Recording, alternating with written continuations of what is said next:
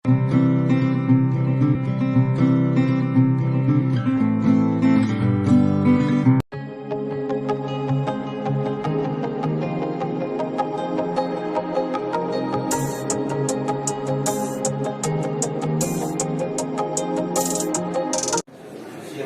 की जानिब से किया ही गया, लेकिन मिथिला यूनिवर्सिटी की तरफ से भी मैं उनका खैर मकदम करता हूँ कि वो बहुत दूर दराज से अपनी मसरूफियत के बावजूद यहाँ की दावत पे वो तशरीफ लाए। आज का मौजू बहुत अहम मौजू है। मैं जाहिर तौर पे नजीर को उर्दू का शायर नहीं मानता, और ये बात मैंने 1990 में कही थी। मेरा एक मकाला छपा था 1990 में, और उसमें मैंने लिखा था कि हिंदुस्तानी तहजीब व तमद्दुन का मुहाफिज नजीर अकबर। यानी मैं इसे नजीर को मैं हिंदुस्तानी जबान का शायर मानता हूं, सिर्फ उर्दू का शायर नहीं है। अब जब किसी शायर, किसी अदीब, किसी दानिशवर के बारे में गुफ्तगू करें तो आपको तारीखी एतबार से, जोग्राफियाई एतबार से उस अहद को सामने रखना चाहिए, उस इलाके को सामने रखना चाहिए। खास करके सब जबान के ताल्लुक से गुफ्तगू करें तो ये और भी लाजमी है कि उस अहद को सामने रखें। नजीर 1735 में पैदा हुआ और 1830 में इंतकाल है।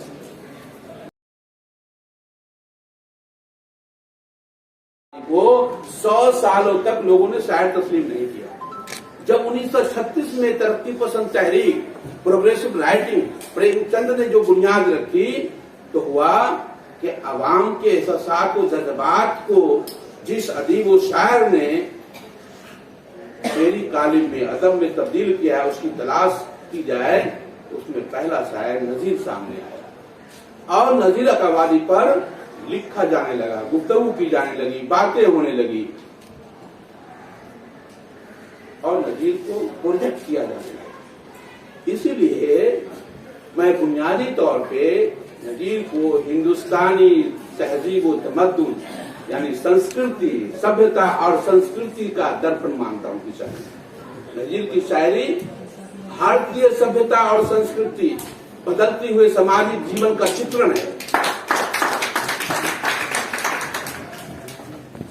उनके यहाँ जो कृष्ण पे, कन्हैया पे, राम पे जो नज़्में हैं, या इलाकाई मेले ठेले बोली समाज की जो रस्म व रवायत, उस पे जो शायरी हुई है, जब आप उसका मुताला करेंगे तो आपको एहसास होगा।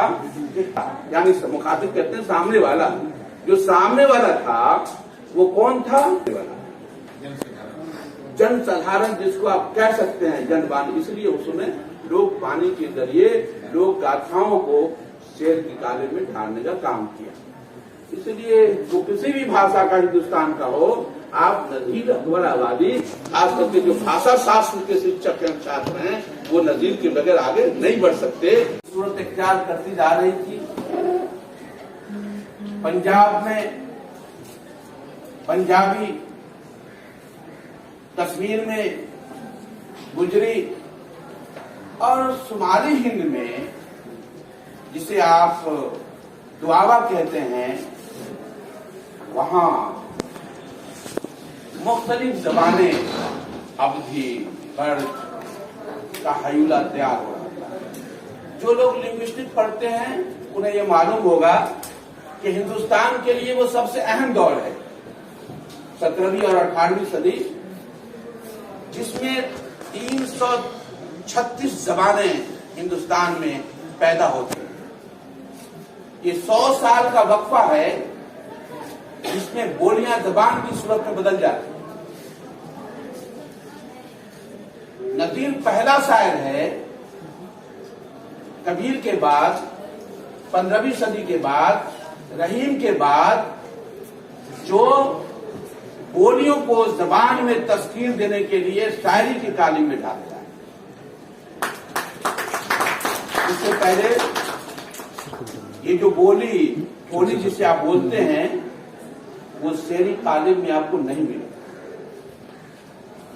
14वीं या 15वीं सदी में जो सूरत अख्तियार हुई वो नजीर के यहाँ आकर के, जिसे अभी अब्दुल हई कह रहे थे कि अवामी जबान हो जाती है। नजीर हिंदुस्तान का पहला शायर अदीब है जो लोक बानी को अदब बानी बनाने में बचपन में इनके साथ जद्दोजहद में